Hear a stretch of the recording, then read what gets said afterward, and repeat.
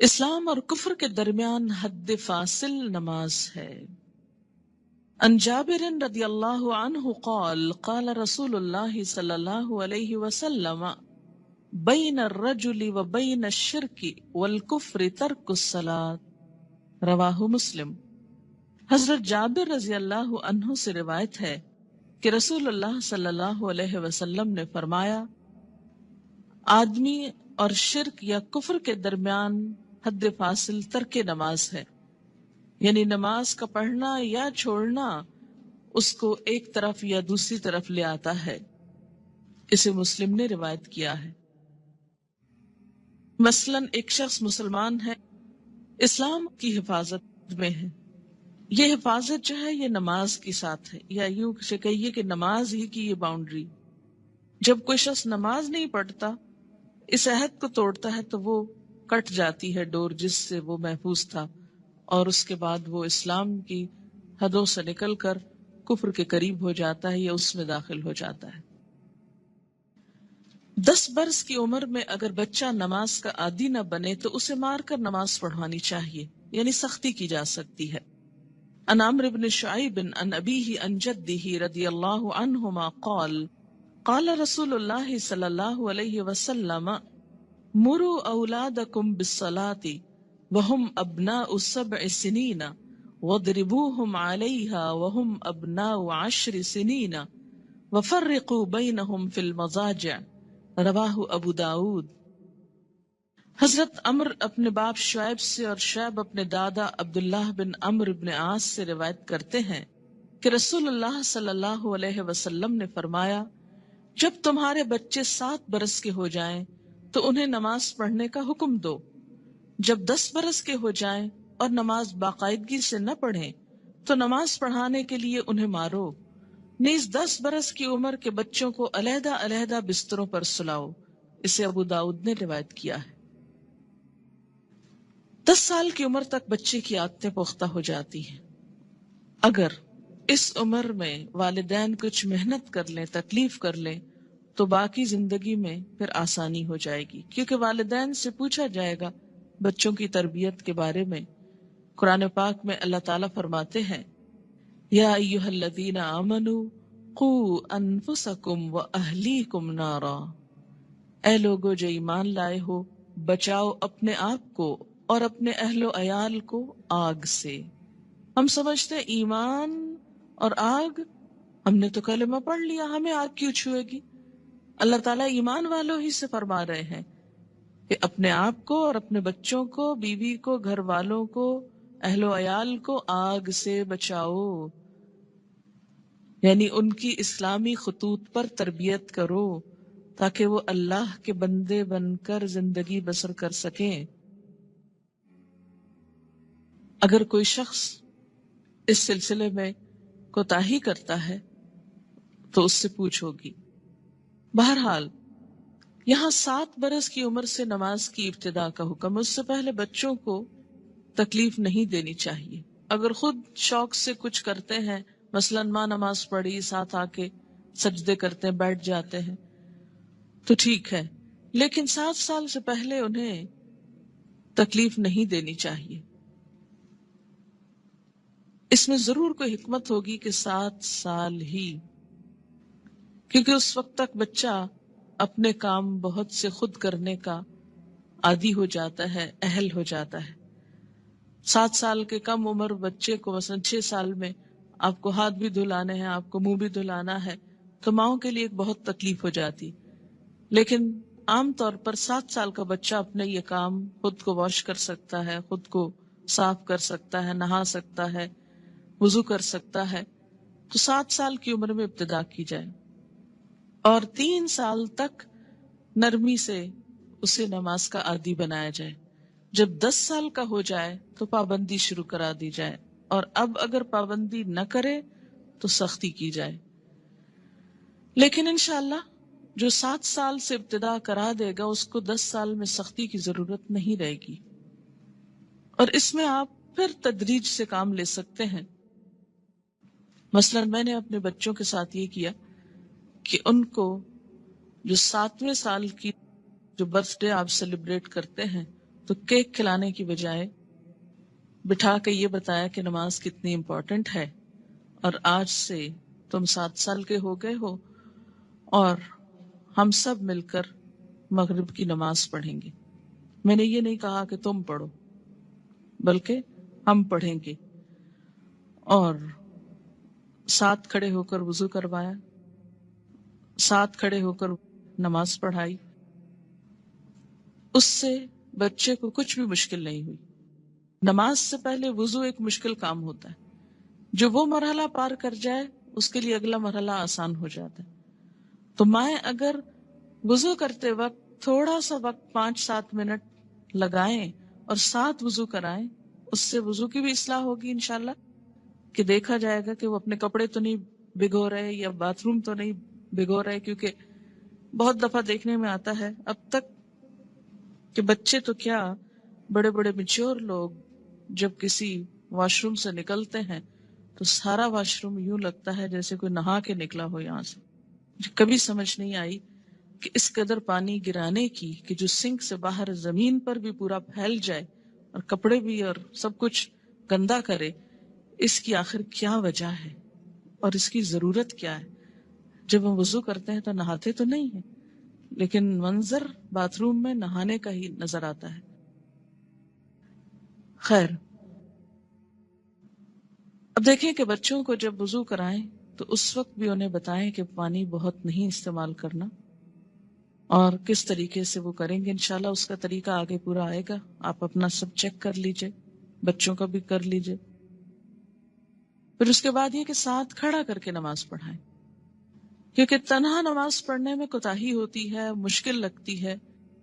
جب ساتھ ماں ہوتی ہے تو بچے کو بہت ڈھارس ہوتی ہے اور آسانی سے نماز پڑھ لیتا ہے۔ 1 آدھ مہینہ آپ صرف ایک ہی نماز پڑھائیں، پھر اس کے بعد عصر کی ساتھ شروع کر لیں، پھر ظہر کی کر لیں، ظہر میں اگر صرف فرض بھی پڑھ لیں تو کافی ہیں، پھر اسی طرح عشاء پر لے آئیں، پھر فجر پر۔ 10 سال کی عمر تک اگر وہ اپنی مرضی سے فجر اٹھ کے پڑھ لیتے ہیں تو کوئی بات نہیں، لیکن 10 سال کے بعد پھر فجر سورج نکلنے سے پہلے، اور پھر آہستہ آہستہ سنت کی رغبت بھی۔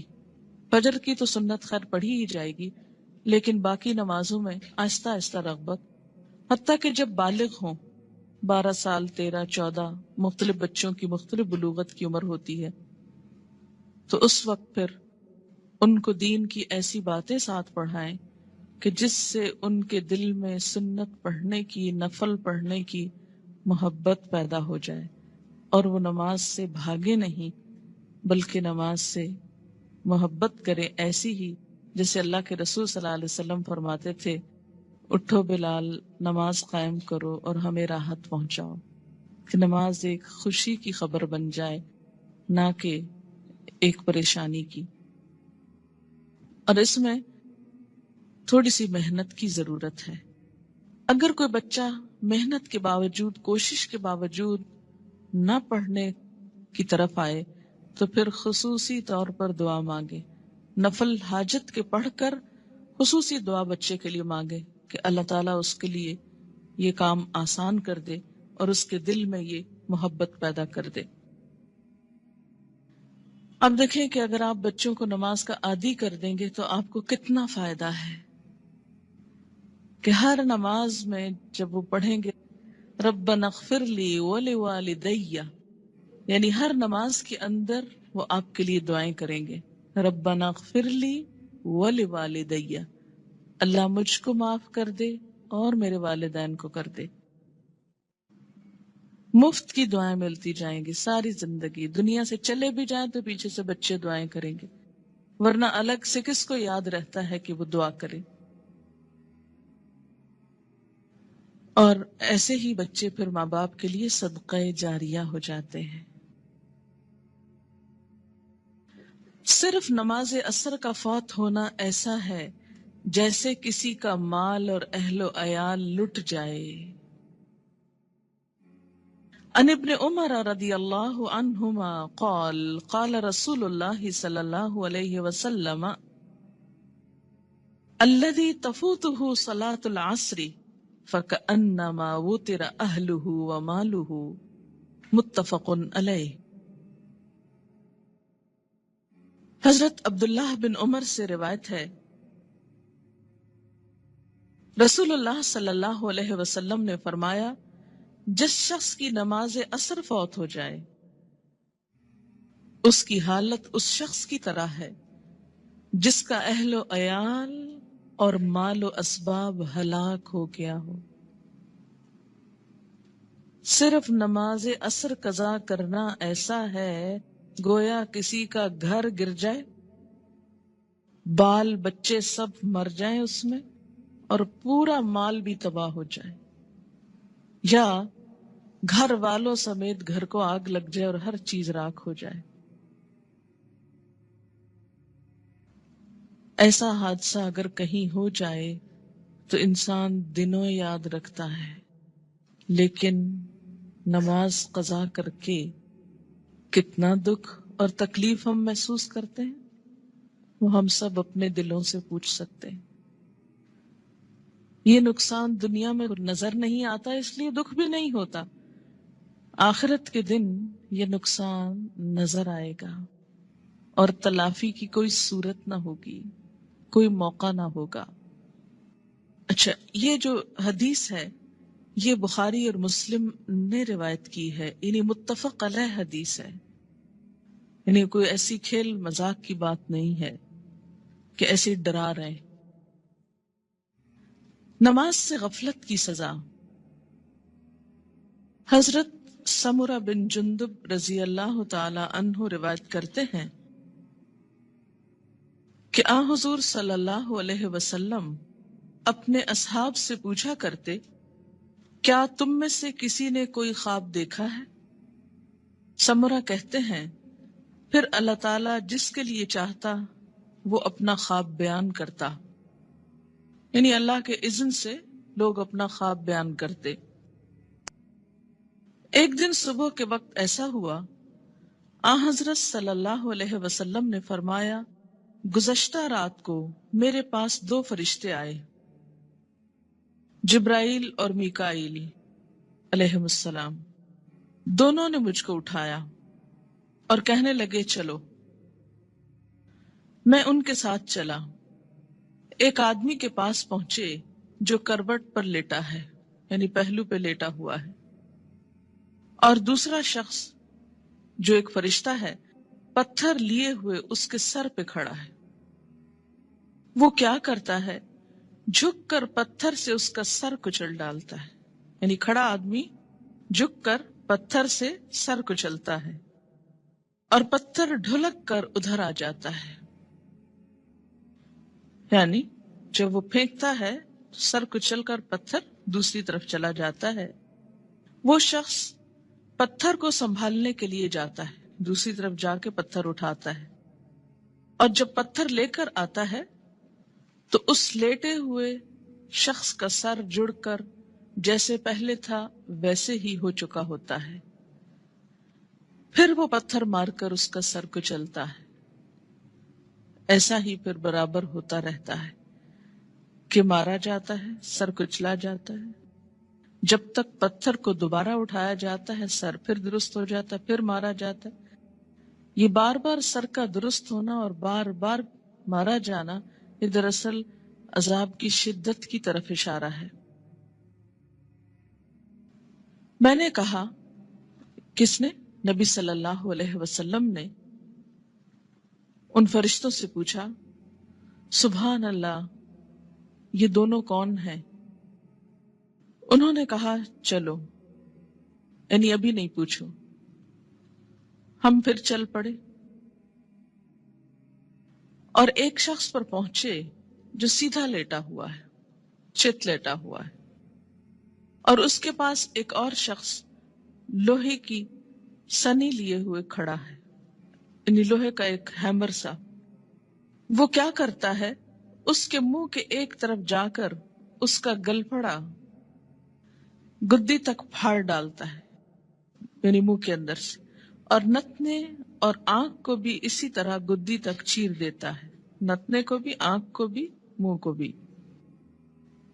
फिर मुंह की दूसरी तरफ जाकर भी ऐसा ही करता है, और जब एक तरफ का चीरता है तो दूसरी तरफ जाकर भी ऐसा ही करता है, और जब एक तरफ चीर चुका होता है तो दूसरी तरफ बिल्कुल दुरुस्त हो चुकी, नहीं पहले एक तरफ फिर दूसरी तरफ, उतने में पहला दुरुस्त हो चुका होता है, और फिर वो उसी तरह उसको चीरता है, फिर वो दुरुस्त हो जाता है। ऐसा ही बराबर हो रहा है। मैंने अपने साथ वाले फरिश्तों से पूछा, सुभान अल्लाह, ये दोनों कौन हैं? उन्होंने कहा, चलो चलो, यानी अभी आगे चलते हैं, अभी ना पूछो। खैर, फिर हम तीनों चले, एक गड्ढे पर पहुंचे जो तंदूर की तरह था। समरा बिन जुंदुब रजी अल्लाह ताला अन्हु कहते हैं, मैं समझता हूँ कि हुजूर सल्लल्लाहु अलैहि वसल्लम ने यह भी फरमाया, इस तंदूर में गुल और शोर हो रहा था। हमने जो झांक कर देखा तो उसमें मर्द और औरतें हैं, लेकिन सब नंगे, और जब इनके नीचे से आग की लपट इन पर आती है तो चिल्लाते हैं। मैंने अपने साथ वाले फरिश्तों से पूछा, ये कौन लोग हैं? उन्होंने कहा, चलो, यानी अभी आगे चलते हैं।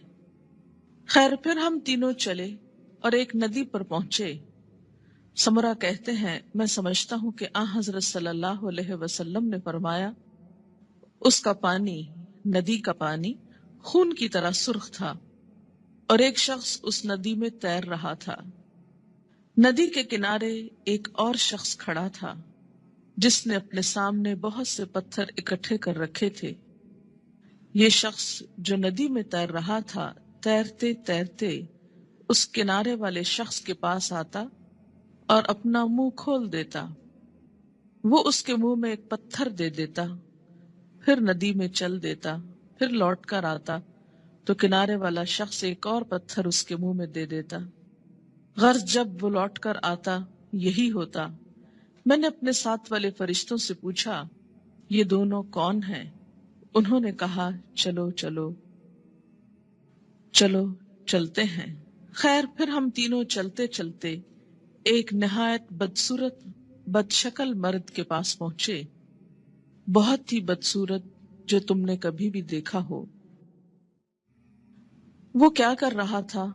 आग सुलगा रहा था और उसके गिर्द दौड़ रहा था। मैंने अपने साथ वाले फरिश्तों से पूछा, ये कौन है? उन्होंने कहा, चलो चलते हैं। फिर हम तीनों चले। चलते चलते एक बहुत घने सब्ज बागीचे पर पहुंचे। इसमें हमा किस्म के फूल थे, यानी हर तरह के फूल थे। इसके बीचों बीच एक लंबे कद का आदमी था, इतना लंबा कि मुझको उसका सर देखना मुश्किल हो गया, और उसके गिर्द बहुत से लड़के जमा हैं। इतने लड़के मैंने कभी नहीं देखे। मैंने अपने साथ वाले फरिश्तों से पूछा, ये लंबा शख्स कौन है और ये लड़के कौन हैं? उन्होंने कहा, चलो चलते हैं, अभी ना पूछो। खैर, फिर हम तीनों चले और एक बड़े बाग पर पहुंचे। ऐसा बड़ा बाग और उम्दा बाग मैंने कभी नहीं देखा। मेरे साथ वाले फरिश्तों ने मुझसे कहा, इस बाग में एक दरख्त था, इस पर चढ़ जा। हम तीनों इस पे चढ़ गए और जाते जाते एक शहर पर पहुंचे जो सोने चांदी की ईंटों से बनाया गया था। हमने उस शहर के दरवाजे पर आकर दरवाजे को खुलवाया। दरवाजा खोला गया, हम उसके अंदर गए। वहां हमको ऐसे आदमी मिले कि उनका आधा धड़ तो निहायत खूबसूरत, बहुत ही खूबसूरत, जो कभी तुमने देखा हो, और आधा बदसूरत। मेरे साथ वाले फरिश्तों ने उनसे कहा, जाओ इस नदी में गिर पड़ो, गोता लगाओ। वहां एक और नदी दिखाई दी जो चौड़ाई में बह रही थी। उसका पानी दूध की तरह सफेद था। गर्ज ये आदमी उस नदी में कूद पड़े। फिर जो लौट कर हमारे पास आए तो उनकी बदसूरती जाती रही, उनका पूरा जिस्म खूबसूरत हो गया। अब मेरे साथ वाले फरिश्ते कहने लगे, ये शहर जन्नतुल अदन है। कुरान पाक में आता ना, जन्नात व अदनिन, हमेशा रहने वाला बाग, एवरग्रीन, और यही तुम्हारा मकाम है। मेरी आंख जो ऊपर उठी तो क्या देखता हूं, एक महल है, सफेद अब्र की तरह, यानी बादल की तरह। ان فرشتوں نے کہا یہ تمہارا گھر ہے۔ میں نے کہا اللہ تم کو برکت دے، مجھ کو چھوڑو میں اپنے گھر میں جاؤں۔ انہوں نے کہا نہیں، ابھی تم اس گھر میں نہیں جا سکتے، لیکن بعد میں تم اس میں داخل ہوگے۔ میں نے کہا اچھا خیر۔ اس رات کو میں نے جو عجیب عجیب باتیں دیکھی تو ان کی حقیقت بیان کرو۔ انہوں نے کہا ہاں، اب ہم تم سے ان کی حقیقت بیان کرتے ہیں۔ پہلا شخص جو تم نے دیکھا جس کا سر پتھر سے کچلا جا رہا تھا، یہ وہ شخص ہے جس نے قرآن سیکھ کر اس کو چھوڑ دیا تھا۔ فرض نماز کا وقت قضا ہو جاتا اور وہ سویا رہتا۔ یعنی ایک ہی شخص کے دو عیب تھے۔ نمبر ایک، قرآن سیکھ کر اس کو چھوڑ دیا، یعنی پھر ویسا ہی ہو گیا جیسے اس نے کبھی اس کو پڑھا ہی نہ تھا۔ اور دوسرا قصور، فرض نماز کا وقت قضا ہو جاتا اور وہ سویا رہتا، جیسے فجر کے وقت نہ اٹھنا خاص طور پر۔ وہ شخص جس کے گل پھڑے اور نتنے اور آنکھیں گدی تک چیر رہے تھے، وہ دنیا میں کیا کرتا تھا؟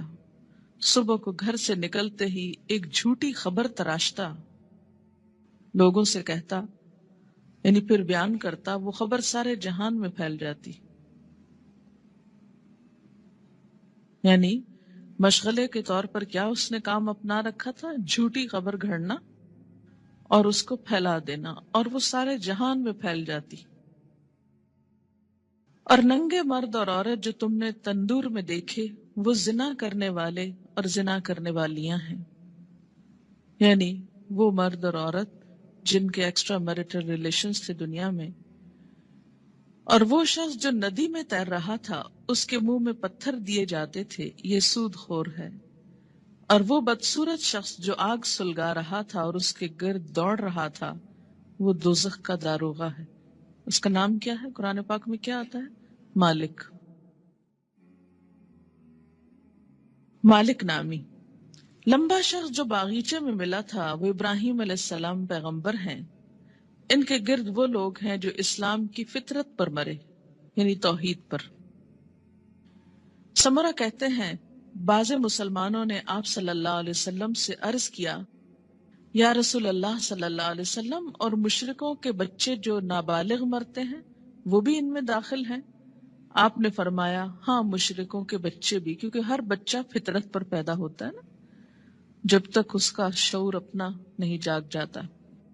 اب رہے وہ لوگ جن کا آدھا دھڑ خوبصورت تھا، آدھا دھڑ بدصورت، یہ وہ لوگ تھے جنہوں نے دنیا میں اچھے اور برے سب طرح کے کام کیے، یعنی کچھ کام ان کے اچھے تھے اور کچھ کام ان کے برے تھے، آدھے خوبصورت آدھے بدصورت۔ جب اس طرح ان کی پہچان ہو جائے گی تو پھر ایک وقت آئے گا کہ ان کو نہلا کر درست کر دیا جائے گا، کیونکہ جنت میں رہنے والا کوئی شخص پھر ہمیشہ کے لیے بدصورت نہیں ہوگا۔ اب دیکھیں کہ دنیا میں اگر کسی کا ناک اس کی پسند کا نہ ہو، یا چہرے پہ داغ ہو، یا کچھ بھی ہو، یا اگر پاؤں خوبصورت نہ ہو، تو کس قدر شرمندگی محسوس کرتا رہتا ہے، احساس کمتری میں مبتلا ہو جاتا ہے۔ جنت میں اگر کچھ عرصہ بھی ایسا لوگوں کے بیچ میں رہنا پڑے کہ آدھا دھڑ خوبصورت ہو اور آدھا بدصورت ہو، تو کس قدر شرمندگی کی بات ہے۔ اس لیے انسان کے جتنے بھی اعمال ایسے ہوں جو بدصورت کرنے والے ہوں، اس کو ان کو چھوڑ کر خوبصورت کی طرف پلٹنے کی ضرورت ہے۔ بخاری کی یہ روایت ہے، طویل روایت، جس کا ایک حصہ فرض نماز کے بارے میں ہے۔ یاد رکھیے، انبیاء علیہم السلام کی خواب وحی کا ایک ذریعہ ہوتا ہے، اور یہ خواب آپ صحابہ کے بیچ میں بیان کر رہے ہیں اور سکھانے کا ایک طریقہ ہے۔ انبیاء علیہم السلام کو وحی بسا اوقات خواب میں بھی آتی ہے۔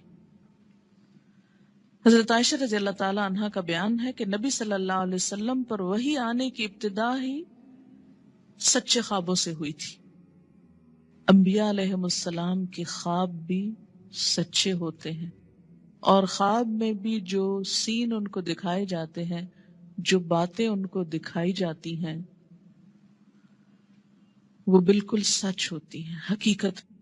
تو یہاں پر آپ صلی اللہ علیہ وسلم کو بذریعہ خواب دکھایا گیا کہ ایک شخص ہے جس کا سر پتھر سے کچلا جا رہا ہے اور پھر ٹھیک ہو جاتا اور پھر اب آپ دیکھیے کہ جو شخص قرآن یاد کر کے بھلا دیتا ہے، ایک تو حافظ کا انجام بتایا گیا. میں آپ لوگوں کو یہ نصیحت کروں گی کہ جب تک بچوں کا اپنا رجحان نہ ہو، اپنا شوق نہ ہو، خدا کے لیے ان کو حفظ نہ کرائیں. کیوں؟ اس لیے کہ وہ ماں باپ کے کہنے میں آ کے کر تو لیتے ہیں لیکن بعد میں اس کی حفاظت نہیں کرتے. ماں باپ کیوں اتنا اصرار کرتے ہیں ان کو حفظ کرانے پر؟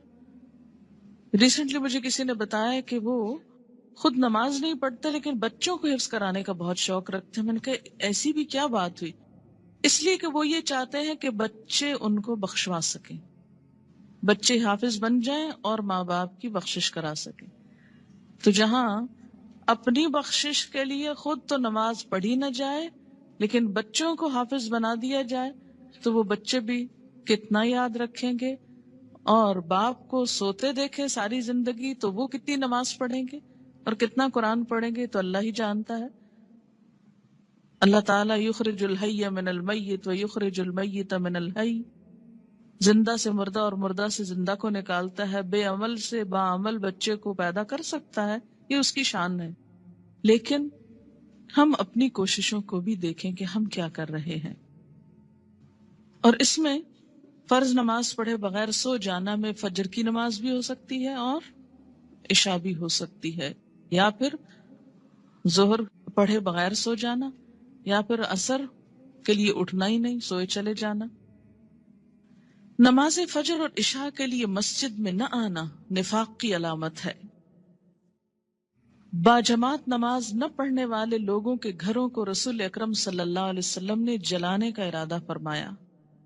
عن ابی ہریرہ رضی اللہ عنہ قال قال رسول اللہ صلی اللہ علیہ وسلم لیس صلاة اسقل علی المنافقین من الفجر والعشاء ولو يعلمون ما فيهما لآتوهما ولو حبوا لقد هممت ان آمر المؤذن فيقيم ثم آمر رجلا يؤم الناس ثم آخذ شعلا من نار فأحرق على من لا يخرج إلى الصلاة بعد.